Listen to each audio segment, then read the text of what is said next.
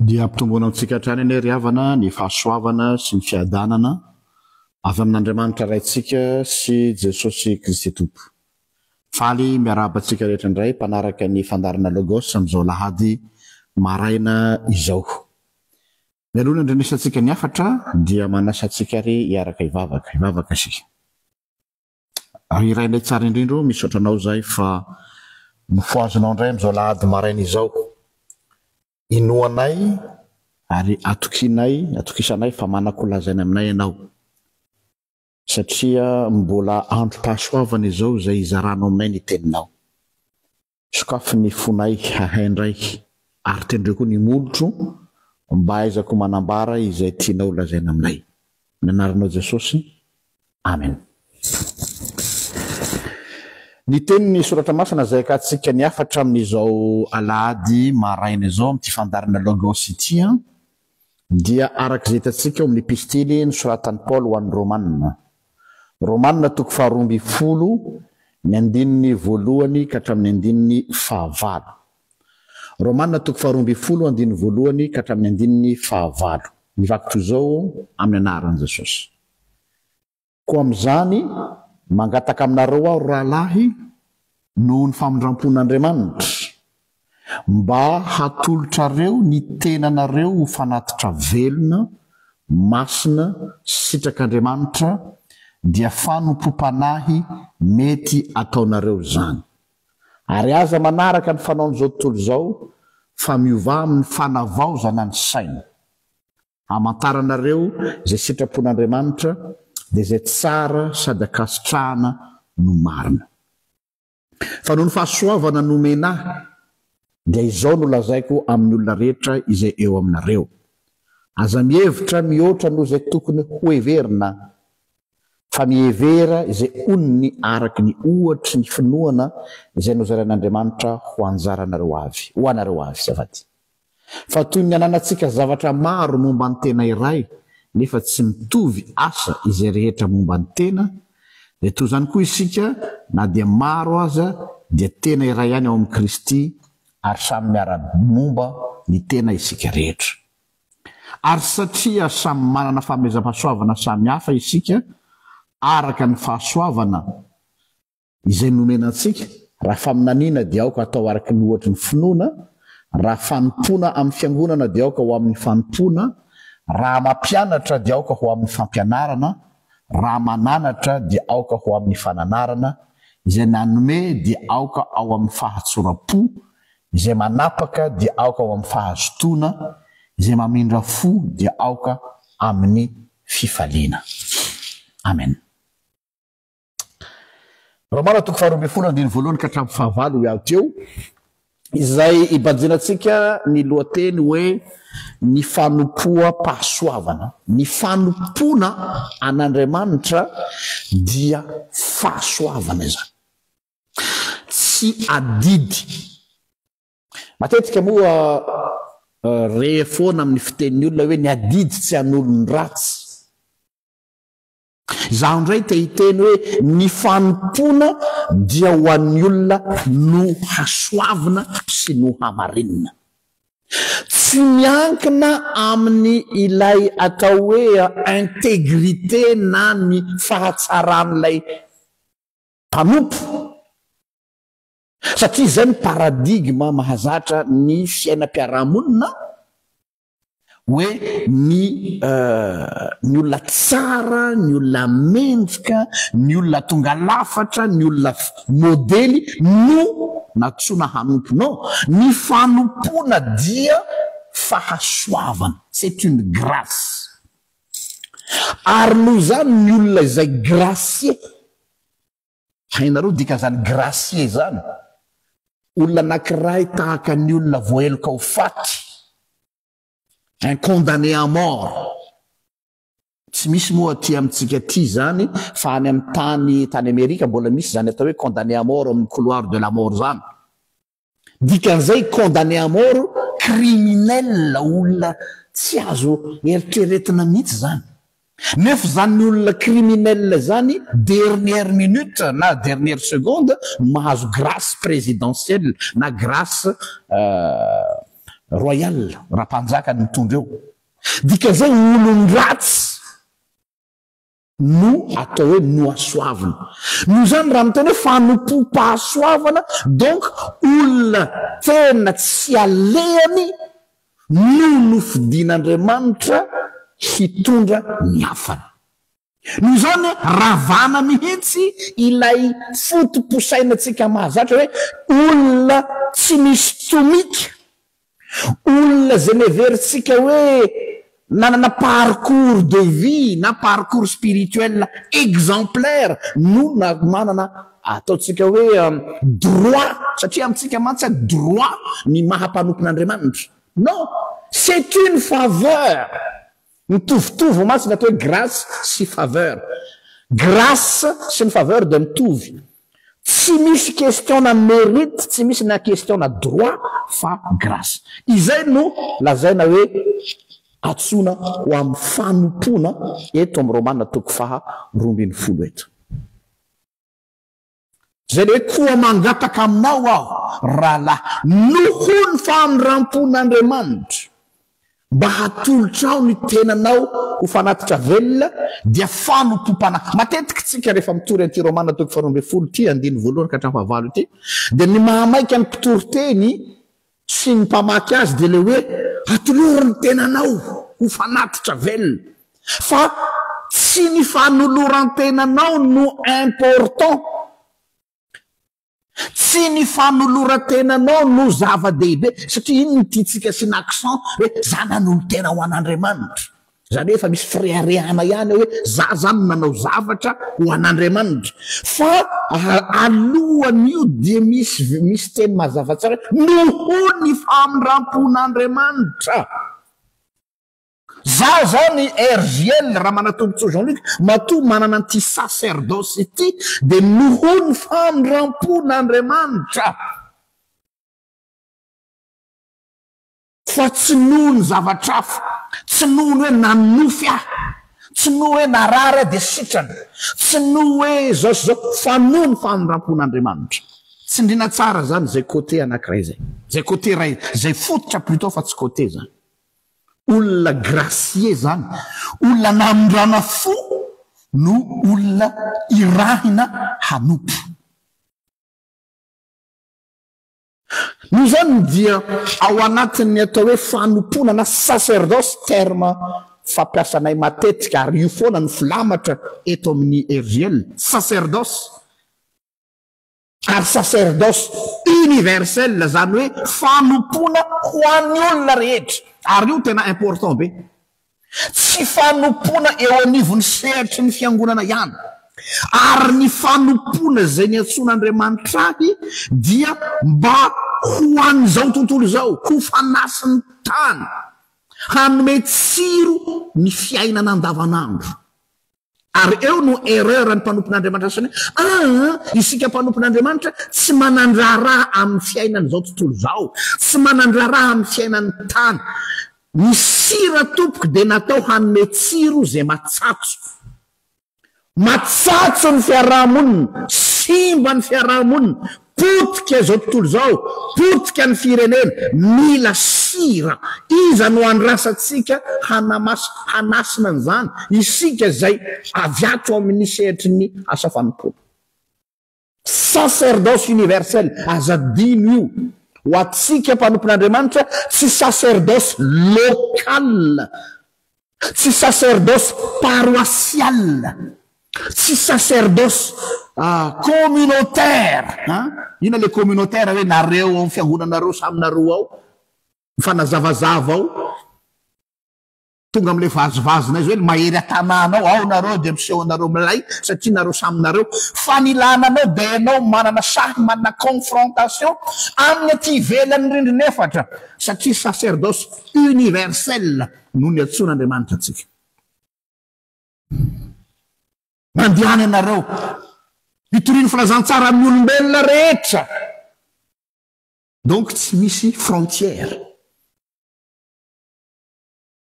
eo amin'ny andininy voalohany dia mazava ny teny hoe koa am'izany mangataka aminareo aho rahalahy noho ny famindrampon'Andriamanitra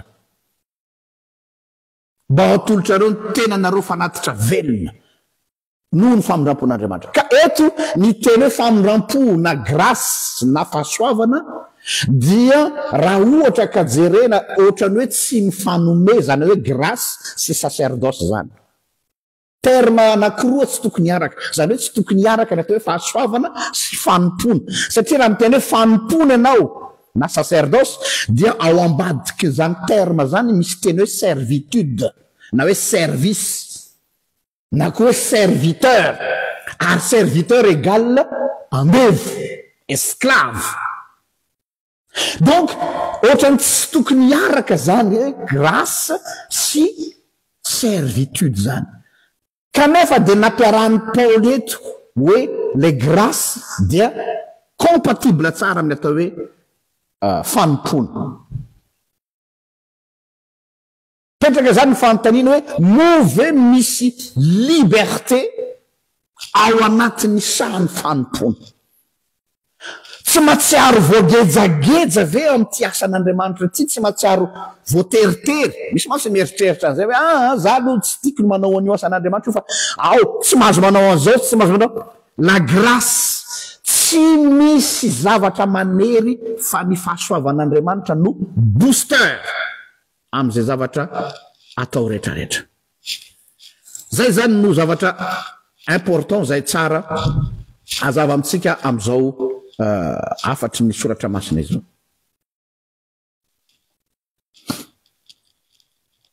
Ny grâce dia synonyme ny liberté, fahafahana. Ny réforme protestante izay nataon'ireo réformateur dia nampianatra mazava tsara fa zay vita batisa rehetra izay zanak'Andriamanitra rehetra dia tonga dia avy hatrany natsona ho am'izany sacerdosy zany, satria matetika masy ny eritreritryolona rehefa miteny hoe sacerdosy na asa fanompona dia natokana ho an'ny pasteur, ny évangéliste, ny prêtre sy ny sisa. Tsy atopoko ny mino rehetra eo amin'ny fotoana nanaovana batisa azy dia nandray ordre de mission. Ary ao anatin'ny fotom-pampianarana protestante dia hoe tout baptisé est prêtre. Ianao zany zay miaino io ka vita batisa ho amin'ny anaran'ny ray sy ny zanaka rafanay dia mpisorona zany hoe natsoan'Andriamanitra hanompony, dikany hoe mpisorona. Noho zany ny manompo an'Andriamanitra natsiny fa tapaka ny connexion. Privilège aza ny fanompona an'Andriamanitra, tsy adidy. Raha vao raisina ho adidy mantsy ny asa fanompona dia mavesatra. Mampalahelo ihany no mahita mpanompona. Mampalahelo ihany no mahita mpanompon'Andriamanitra amin'ny taraina amin'ny asa fanompona. Marina fa tsy mora ny asa fanompona. Betsaka ny zavatra sarotra atrehana, ny fanenjehana, ny fanaratsiana, fa azadino fa ny fanompona an'Andriamanitra. Za tsy miteny hoe ny fanompona ao amin'ny fiangonana, aleo avahana tsara. Avant de servir l'église, je sers Dieu. Tokony averintsika any mihitsy aloha zany source. Aza tsika masy raha miteny hoe mpanompon'Andriamanitra iny. Dia ny ao an-tsaintsika rehefa mpanompon'Andriamanitra dia le olona manana andraikitra ao amin'ny fiangonana zay. Le olona manana andraikitra ao amin'ny sampana zay. Fa le mahampanompon'Andriamanitra dia ianao tafiditra ao anatin'ny fianakaviam-be ny serviteur de Dieu. Privilège zany hoe isan'ny miaramila lanitra zany. Privilège zany. Tsy fardeau zany, tsy entamavesatra zany.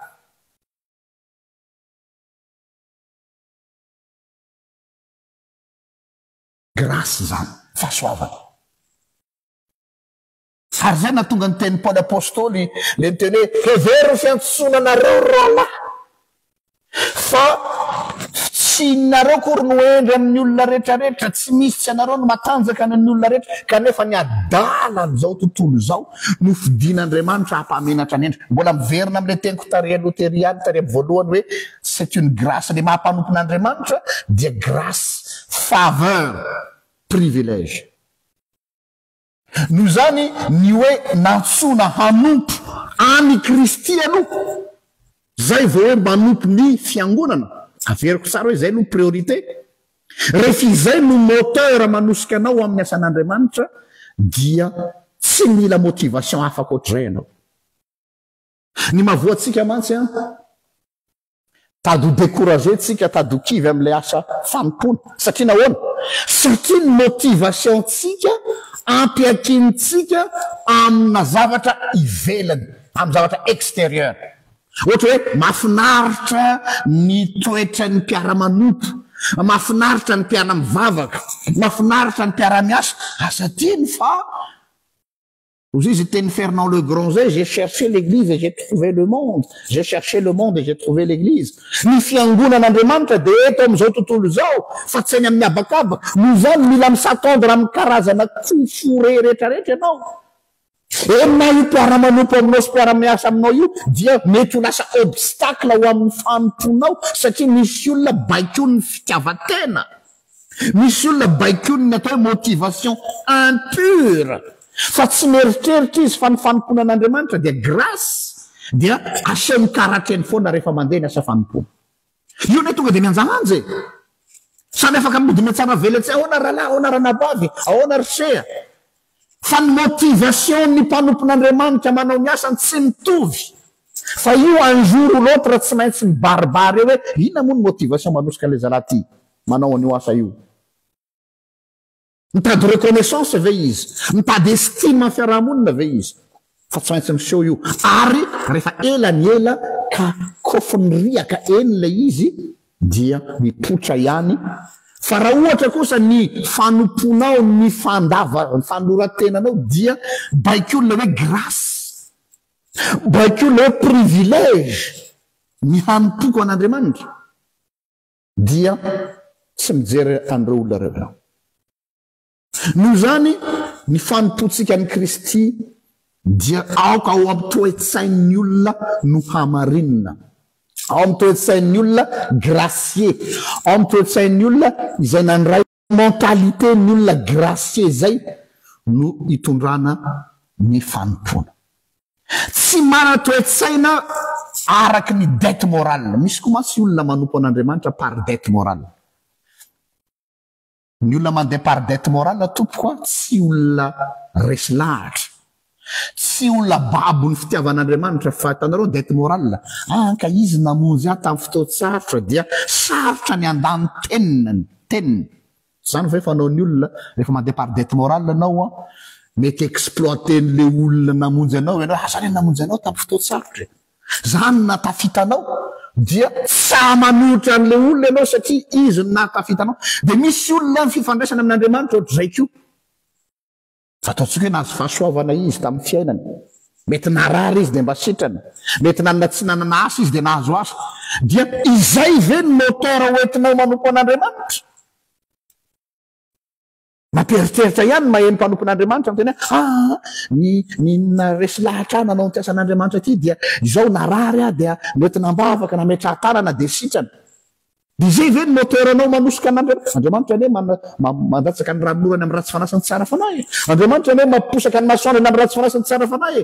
Tsy nataon'Andriamanitra hanambazana anao, hanomponao azy ny zavatra izay nomeny cadeau reny, ary cadeau gratuit. Andriamanitra tsy manao ohatra antsika olombelona domoko tapany andoherany.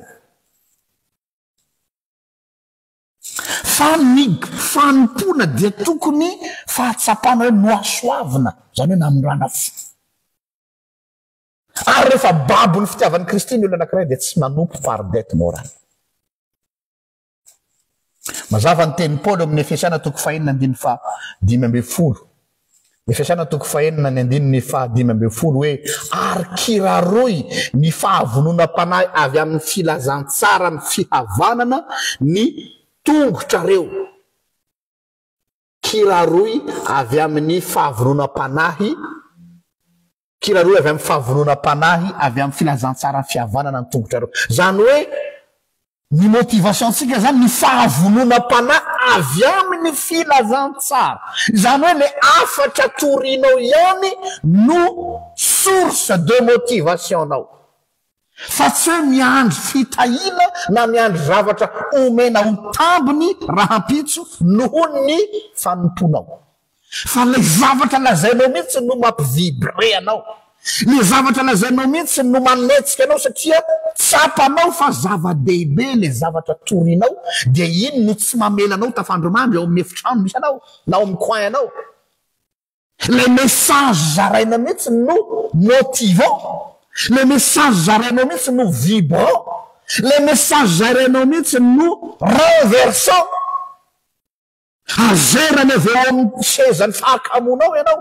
ka mibatanao eo amin'ny toeranao hoe mandehana fa tsy hoe tsy maintsy atao ty asa fanomponty satria efa zay no nekena non question na lazonady zany question na dette morale zany na koa question na tahotra matahotra an'Andriamanitra anao sao de misy lozanjoaka anao ataoko ihany aloha ty asa ty raha mbola izany de pikarama ianao zany fa tsy manatretsain'ny mpandova fa ile zavatra lazainao mihitsy no manangy mavesatra anao eo amin'ny toerana misy anao izay ny olona mahazo fahasoavana ary zay zavatra zay le terme fampiasako azy de hoe motivation pure mampalay aloha nefa ao amin'ity asan'Andriamanitra ty tsy mitovy ny motivation misy olona manao ny asa par motivation impure efa voatanisako teo ny motivation impure tahotra ny ho any amin'ny afobe tahotra ny tsy hotafiditry ny lanitra dette morale fa nahazo fahasoavana de tsy maintsy manompo satria zay ny voateny hoe tokony hanompo an'Andriamanitra satria anao nahazo fahasoavana